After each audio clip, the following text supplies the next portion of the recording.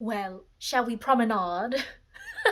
Hello, and welcome to my review of Bridgerton. Now, ever since I posted my review of Fate the Winx Saga, I've been kind of wanting to branch out a little bit more into reviews. And so I was kind of looking for the next thing to review, because honestly, most people do know me from my Winx Club content. So, I kind of wanted to find something that was meant for a similar audience, maybe that's on the same platform, and Bridgerton just kept coming up. Although honestly, I'm not sure how much people are gonna want this review, because Bridgerton has been out for a lot longer compared to when I released my review of Fate the Winx Saga, so I feel like a lot that could be said about Bridgerton has already kind of been said. But in this capitalist society, it's hard to not do something without somehow turning it into a productive thing, so I watched Bridgerton, let's review it. Now, before I go into any spoilers, if you somehow haven't watched Bridgerton yet and want a spoiler-free review, I have very similar feelings about Bridgerton to what I had of Fate the Winx Saga, in that I think it's a very good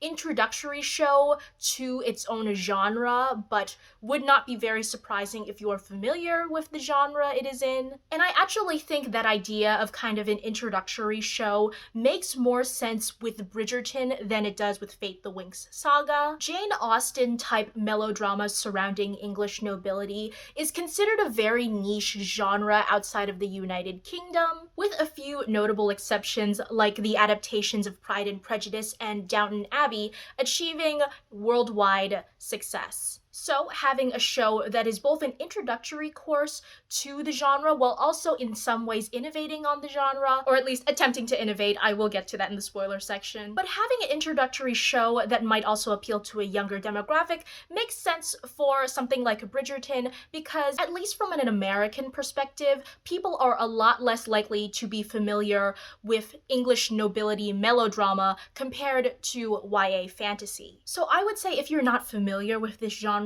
but want something to help you get into it, I would recommend Bridgerton.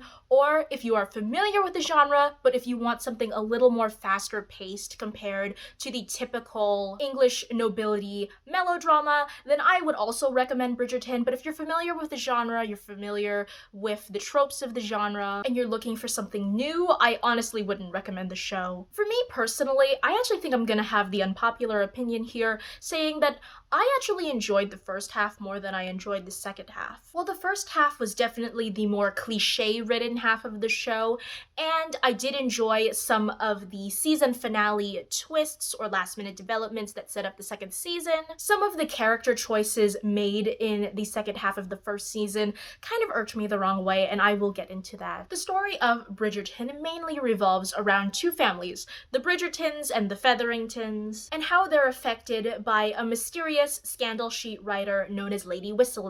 Instead of going over the main plot and then delving into each individual character like I did for Fate the Winx Saga, I feel for something like Bridgerton, it's probably best to go over the different pairings and their romantic conflicts, with the one exception being Eloise and her search for Lady Whistledown. I'm actually going to start at the Lady Whistledown plot because it's honestly the plot I was the most interested in.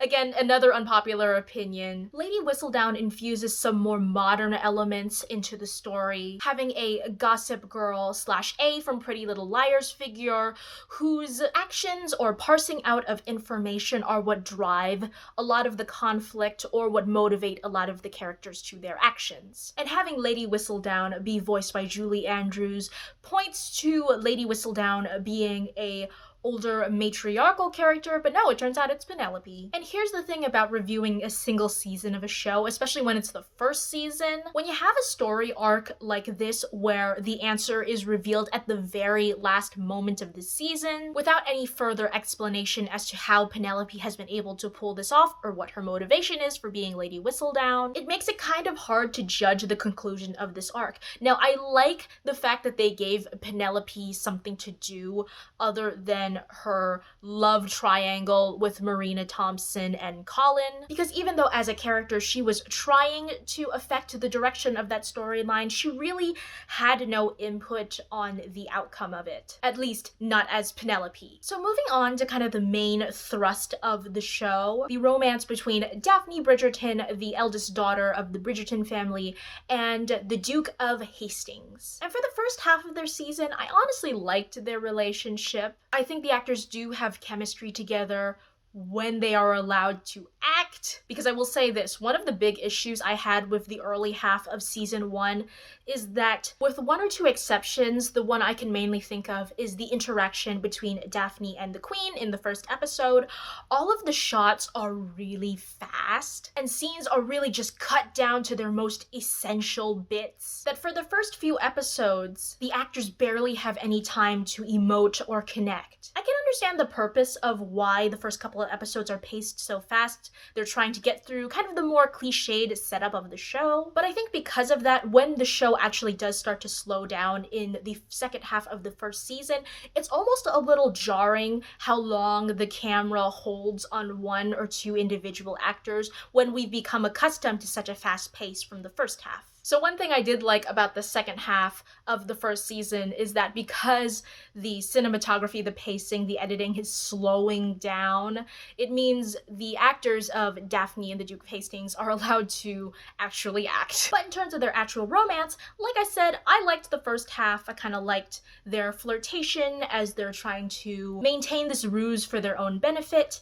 and then the development of them almost being forced into a marriage together, but the Duke of Hastings would rather die in kind of a grand gesture. It's very melodramatic. But it's the second half when they're already married and there's the confusion over whether the Duke of Hastings physically cannot have kids versus the Duke of Hastings not wanting kids, where the show kind of lost me. Honestly, I think both characters are at fault, with the Duke of Hastings not being communicative about his situation and his motivation, but also Daphne for doing what she did. Trigger warning for sexual assault, but Netflix knew what they were doing here. In their little warnings label on the top left corner, they list both sex and sexual violence. If this really was a oops accidental sexual assault, they would have just listed sex in the warnings label, but they listed both sex and sexual violence. So it's pretty clear that the showrunners are aware that what Daphne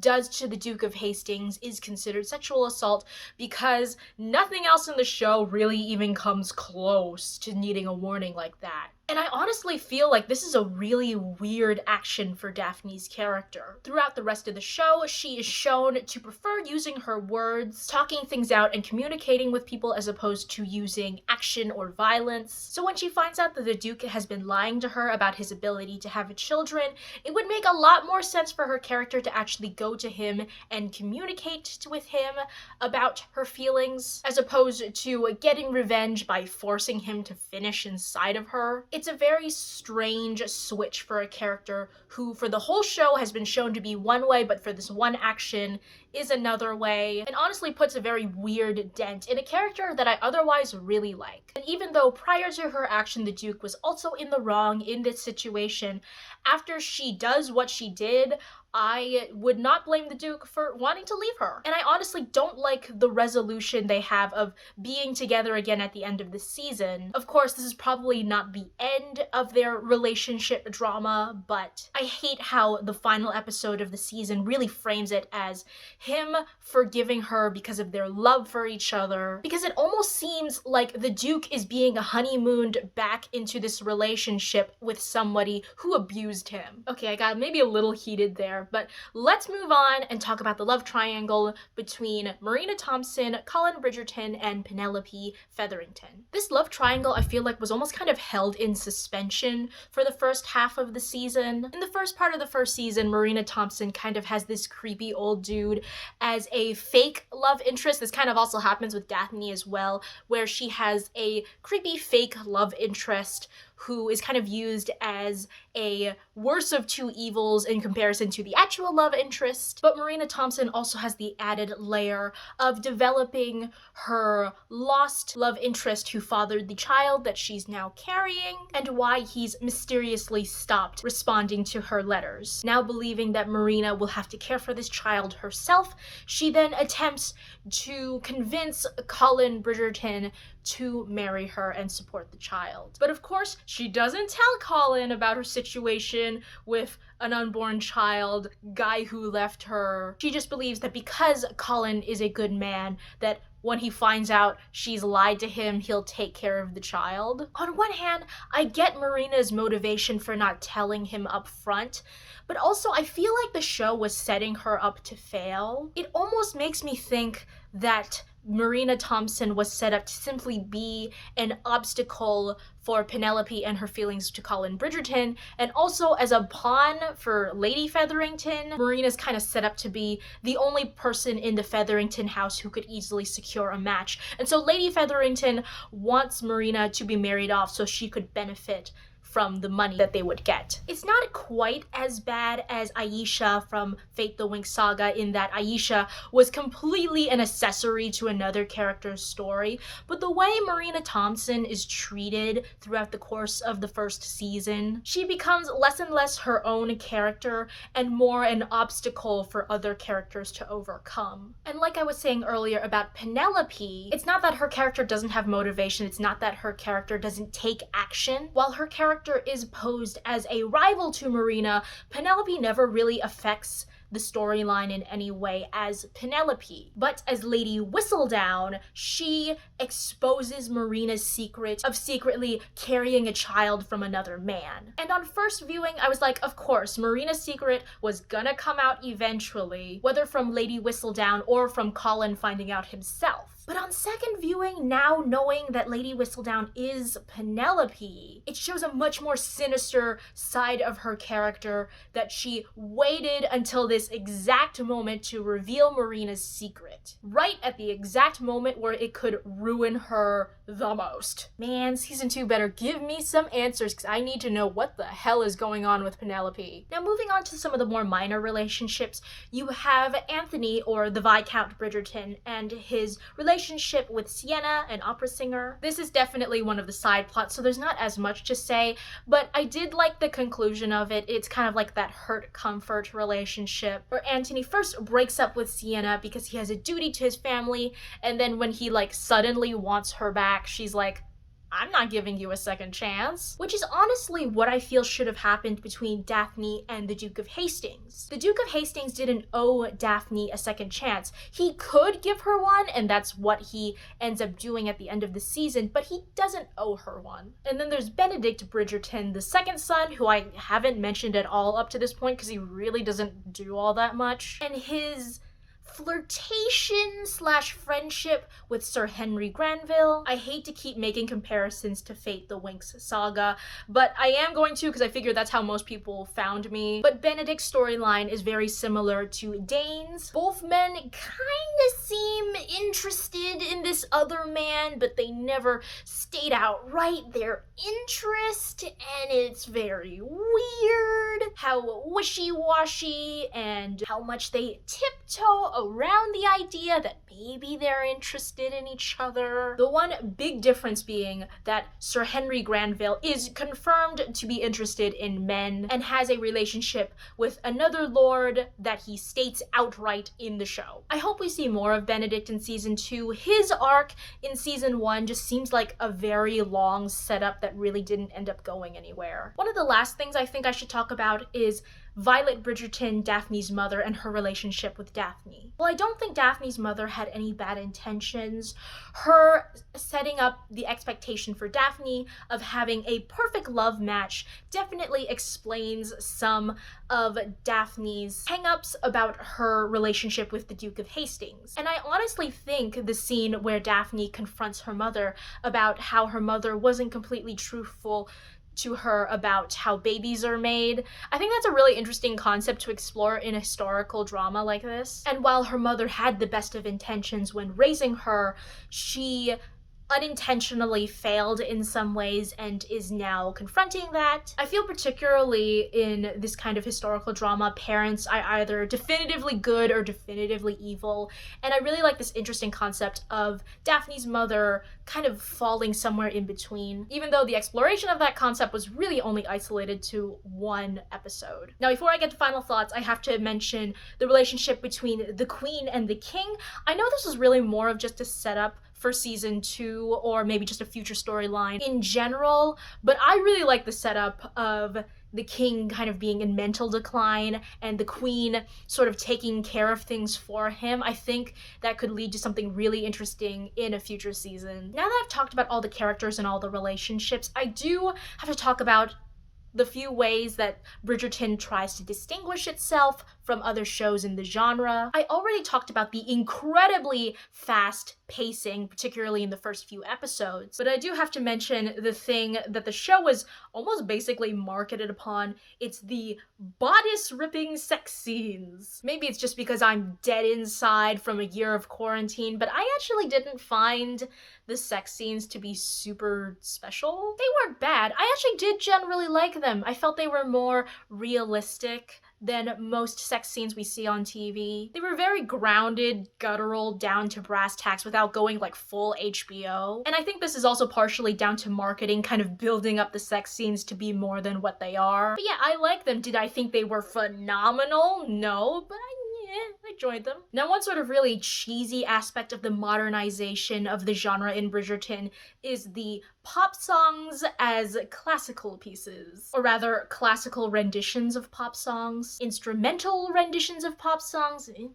I will say I did not recognize Thank You Next at first. Maybe because I haven't heard that song in a while, or maybe because that was the one that fit the most as a violin piece. But I felt like the other pop songs were really obvious and really out of place. I hate using words like tacky and cheap because there are classist denotations behind them, but the general beat and rhythm of the song as instrumental backing did not really serve to help tell the story in any meaningful way. Although I will say, on their own, separate from the show, the renditions of the pop songs actually sound pretty good. It makes for a good playlist. Alrighty, we're almost done, but it's nighttime lighting time.